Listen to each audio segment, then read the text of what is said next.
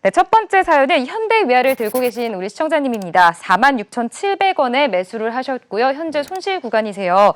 간단하게 좀 메시지를 보내주셨는데 읽어드릴게요. 이 현대차를 10만 원 부근에서 놓치셨대요. 그래서 이제 현대차 놓친 사람은 현대위아를 잡으라는 그런 말을 듣고 눈치를 보다가 매수를 했는데 지금 많이 떨어졌습니다. 지금이라도 손절을 해야 될까요? 알려주세요. 라고 보내주셨습니다. 어떤 조언을 좀 해드릴 수 있을까요? 네, 현재 한 12% 정도, 약 12% 손실 구간인 것 같은데요. 현대위아는 현대차 그룹에서 엔진하고 변속기를 만드는 회사고요. 또 사륜구동 시스템을 만드는 회사입니다. 그리고 방산 쪽에서는 예를 들어서 포탑, 그리고 뭐 자동 표적 추적 시스템이 담긴 포탑을 만드는 회사입니다. 근데 이제 굉장히 기술력이 있는 회사고 이 현대차 그룹에서 핵심 또 이 자회사라고 할 수 있습니다. 요점을 말씀드리면은 이 주식이 왜 그동안 잘 가다가 이렇게 주저앉았냐? 일단은 그 코로나가 확산이 되면서요. 엔진 수출이 일단은 멈췄고요. 또 한 가지 최근에 이슈가 있었습니다. 제너시스 차종, 디젤 차종이 멈췄습니다. 그래서 이 컴플레인이 많이 들어오고 문제가 되니까요. 이 그 제네시스 디젤 엔진 부분에 관련돼서 일단은 스톱을 했습니다. 스톱을 해서 이제 그 부분이 조만간에 정상화되기 때문에 저는 주가는 다시 우상향으로 간다고 보고 있고요. 또 한 가지 주목해야 될 부분은 지금 현재 전 세계적으로 그 군비 경쟁이 치열하고 있는데 뭐 예를 들어서 인도하고 중국하고 지금 분쟁이 있고요. 또 미국하고 또 중국하고 분쟁이 있고 이렇게 분쟁이 있는데 중요한 것은 무기 팔 기회가 왔다는 점인데 이 현대위아가요 최신 기술을 가지고 있습니다. 표적을 자동적으로 추적해 가지고 한마디로 대포를 쏠 수 있는 자동 표적 시스템이 장착된 포탑을 현대위아가 생산을 하는데 이쪽 매출도 잘 나오고 있습니다. 자, 현대위아가 다시 한번 주가가 상승을 하려면요. 방산 쪽은 잘 하고 있으니까 엔진 수출을 재개하고 그다음에 제네시스 판매가 다시 회복이 되면은 주가는 다시 우상향할 거라고 보고 있고요. 약 지금 12% 손실 중이지만요. 좀 여유가 있으시면은 여기서 한번 물타기 해서 좀 보유하시면은 좋은 결과가 있을 거라고 보고 있습니다. 네, 알겠습니다. 그렇다면 이제 트레이너께서는 손절하지 말고 그렇죠. 계속해서 유지를 하고 오히려 좀 재매수를 해서 평균 단가를 내려보는 게 좋겠다. 이런 좀 전망을 주셨네요. 맞습니다. 4만 원 정도 지지가 되면은 굳이 제가 봤을 때는 손절하지 마시고 4만 원 지지가 되는 걸 확인하고 추가적으로 매수해서 조금 더 가지고 가는 전략이 필요하다. 이런 말씀을 드리고 싶습니다. 알겠습니다. 우리 이동근 트레이너께서는 어떻게 생각하세요? 같은 생각이신가요? 아니 잡으려고 하면은 현대차를 잡던가 하지 왜 끔개신 닭이라고 현대위아를 잡습니까? 현대차를 10만 원에서 놓치셨다고 그게 이게 이제 하셔서. 투자의 기본이 조금 달라요. 테마주를 매매하든 뭘 하든 간에 거의 1등주 잡아야 돼요. 집 사도 강남 가서 산다고 하면 안 되겠네. 집 사도 강남 가서 사야 되고요. 그래 집값 올라갑니다. 부동산 투자 수익 얻으려고 하면은요. 마찬가지 현대위아하고 현대차하고 있는데 현대위아하고 현대차하고는 레벨이 다릅니다. 자체가 현대차하고 기아차하고 다른데 현대차, 기아차, 현대위아 있으면은 저기 밑에 까마득하게 아래에 있는 기업을 선택을 하셨어요. 근데 제가 이제 현대위아가 주로 이제 그 일반적으로는 잘 알려지지 않는 기업들이에요. 이게 자동차 변속기인데 현대차는 폼나게 만드니까 현대차 나오지만 현대위아는 그 안에 숨겨져 있는 부품들이 트랜스미션이라든지 변속기라든지 이런 쪽을 만들고 그다음에 이제 방산 쪽에 하면은 이제 육군 쪽에서는 곡사포 휘잉해서 휘어지는 포입니다. 그다음에 이제 해군 쪽에서는 함포, 공군에서는 T-50 착륙 장치. 그 다음에 이제 토탈에서 이제 사격 통제 장치라고 해서 전체적으로 이제 자동으로 탁탁탁 잡아주는 게 있어요. 사통 장치라는데 그런 것들이 이제 만드는 회사거든요. 근데 제가 봤을 때는 어차피 방산 쪽은 고만고만해요.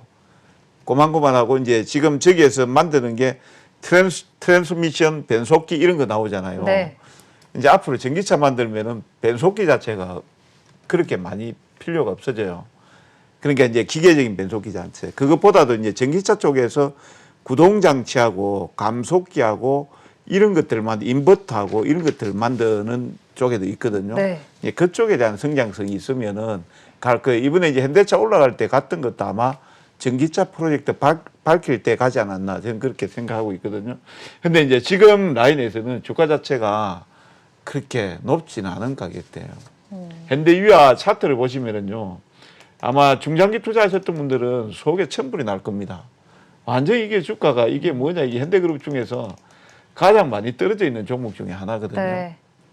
그래서 이왕 고생하시는 김에 네. 한두 달 정도 더 고생하시고 가지고 계셨다가 제가 봤을 때는 이 고생하시라고 그러니까 좀 이상하게 들릴 수도 있겠습니다만 괜찮습니다. 네. 나쁜 기업 아니니까 한 5만 원 정도 네. 한번 파시면 될 것 같아요. 알겠습니다.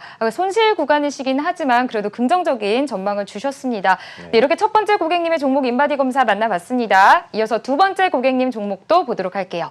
네, 두 번째 고객님께서는 트레너님 좀 종목을 많이 갖고 계세요. 네. 지금 총 이렇게 보면은 9종목을 갖고 계신데요. 지금 메시지를 좀 읽어드릴게요. 주식을 시작한 지 1년 정도 되신 우리 시청자님입니다. 네. 아직 이렇다 할 저만의 종목 선별 기준이 없으시대요. 그냥 그때그때 좋다는 종목을 사고 있습니다.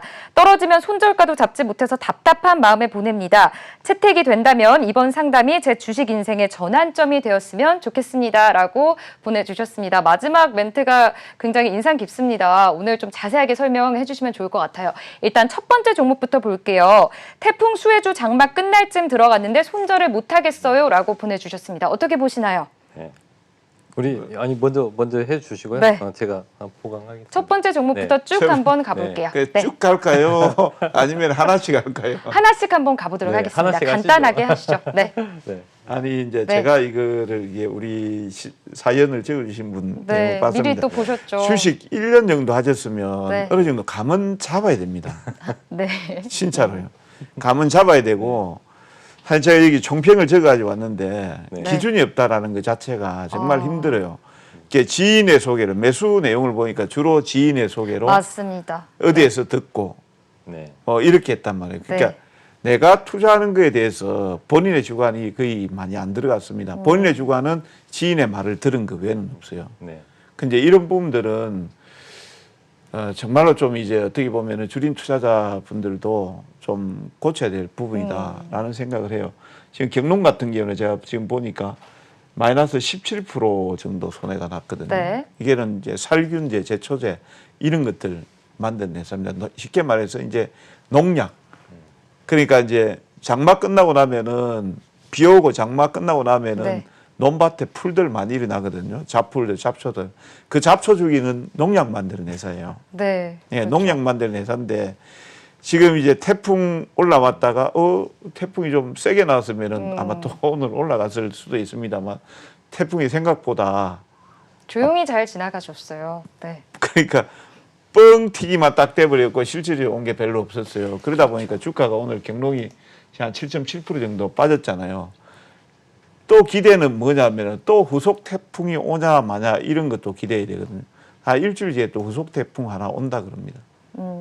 예, 그러니까 이제 그거 내용을 보면 주가 자체가 조금 이제 기술적 반등은 나올 것이다 이렇게 이제 보고 있는데 사실 뭐 17% 정도 손해를 났어요. 이게 네. 손해는데 비중이 5% 정도밖에 안 되니까 계좌 0.86% 정도거든요.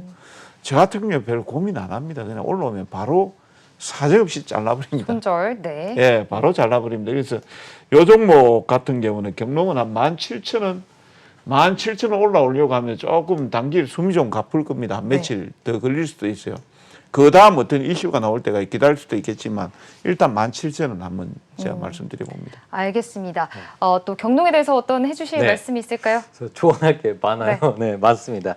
자, 경농 아까 뭐 그 비료나 제초제 이런 부분을 만드는 회사 맞습니다. 그런데요, 경농 저라면 기술적으로는 14,500원 부분이 지지가 되면은요, 오히려 거기서 한번 5%만 더 한번 사보고요. 왜 그냥 5% 갖고 계신다니까 5% 더 사보고 17,000원 정도 오면은 그때 저는 매도를 할 거고요. 왜 기대감이 있냐면요. 태풍 기대감 아직 살아 있고요. 왜 그러냐면 태풍 올라온다고 하니까 또 한 가지. 이건 또 에그플레이션 관련주입니다. 중국에서 홍수 많이 났죠. 그 전 세계적으로 이상 기온이 있죠. 그렇다면은 이런 그 농약 관련된 농업주들이 또 움직일 수가 있습니다. 그래서 저는 아직까지 그리고 또 남북 경협주도 됩니다. 그렇기 때문에 네. 관심을 가지셔도 될 것 같습니다. 네. 알겠습니다. 현대제철, 현대차, 듀사, 퓨어셀 같이 좀 볼게요. 네. 딱 보니까 딱 5% 살 돈 남아있네요. 그런가요? 5%밖에 네. 없는데. 계산을 해보셨나요? 네. 네. 현대제철, 현대차, 두산, 퓨어셀 같이 보면은 모두 다 지인 추천을 받고 좀 사신 것 같아요. 네. 수소차, 전기차 좋다는 말을 듣고 들어갔습니다. 이렇게 수소차 좋다길래 같이 샀습니다. 이런 의견을 주셨네요. 어떻게 보시나요? 현대제철 말입니까? 현대제철, 현대차, 두산, 퓨어셀 같이 보시면 같이 좀 어떨까요? 네. 볼까요? 현대제철은 우리 여기 저 위두박근에서 복근업 종목으로 했던 거예요. 맞아요. 해주셨어요. 제가 이제 나쁘다고 얘기를 할 수가 없죠. 그다음에 현대차하고 두산 퓨어셀, 현대제철을 그때 이제 복근업 종목으로 했던 거는 사실 이제 철강 산업 자체가 네. 전체적으로 지금 현재는 살아나는 분위기가 아니에요. 네. 아직까지는 뭐 포스코 같은 경우도 2분기에 별도 기준에 적자가 나왔거든요. 네. 그만큼 힘들었다라는 거예요. 네. 실질적으로 전방산업 쪽에 건설 안 살아났지. 그 다음에 조선 쪽에도 안 살아났지. 그러다 보니까 힘들었어요. 근데 이제 저게 현대제철은 이제 부생 수소 생산 거기에 이제 초점을 좀 맞추자라고 말씀을 드리고요. 그래서 저거 같은 경우에는 현대제철 같은 경우에 저는 이제 보유라고 말씀을 드리고요. 네. 그 다음에 이제 현대차 같은 경우에는 저는 이렇게 보고 있던 16만 9,500건이잖아요. 네. 약간 단가가 조금 높은 가격대이기는 해요. 네. 높은 가격대이기는 한데 앞으로 이제 미래 성장성이라든 이런 내용들을 본다라고 하면 충분히 가져갈 수도 있겠다라고 보고 있고요. 반면에 이제 두산 퓨얼셀 같은 경우에는 물론 이제 수소 연료전지 부분에 있어서 발전 연료전지 부분에 있어서 70%를 가지고 있어요, 저게. 네. 그렇지만 이 주가가 좀 많이 오른 부분들이 있습니다. 그래서 두산 퓨얼셀 같은 경우는 44,500원 선, 지금 44,000원, 44,400원 선이죠. 약 45,000원 선 정도 오면은 저는 좀 매도하시라고 말씀드리고 싶습니다. 알겠습니다. 또 시간 관계상 나머지 종목들도 함께 볼게요. 삼성전자, 네. 하나솔루션, SK바이오팜, 아미코젠 여러 이야기들이 있는데 일단 정부정책 수혜주라길래 들어갔고 상장 다음날 들어갔는데 하염없이 떨어지기만 하네요. SK바이오팜입니다. 또 아미코젠 재무 상태가 좋다길래 들어갔습니다. 이유는 다 있긴 하세요. 그래도 어떻게 좀 조언을 드릴까요? 일단은 네. 저는 뭐 간단하게 네. SK바이오팜은 그냥 이런 말씀 드리고 싶습니다. 거기에 다니시는 분들이 지금 현재 주식을 팔기 위해서 퇴사를 그렇죠. 많이 했습니다. 그렇다면은 여러분들 그 회사를 상장시키기 위해서 많은 노력을 했는데 그분들이 퇴사를 많이 했어요. 그렇다면은 이 주식은 조금 좀 비중을 좀 줄여야 되지 않을까 싶습니다. 반등 시 비중 축소 이렇게 한마디만 말씀드리겠습니다. 알겠습니다. 이동근 트레이너께서 어떻게 보세요? 나머지 종목들. 네. 우리 짚어주시죠. 주린 투자자분들 보면은 이번에 기관 투자자도 SK바이오팜 상장하면서 엄청나게 홍보했거든요. 욕할 것 맞습니다. 같아요. 네. 예, 자기네들은 엄청 좋다고 얘기 안 하고 전부 다 소리 소문 없이 연기처럼 사라져 버렸잖아요. 네. 그게 남아 있는 거는 개인 투자자분들 남아 있고요.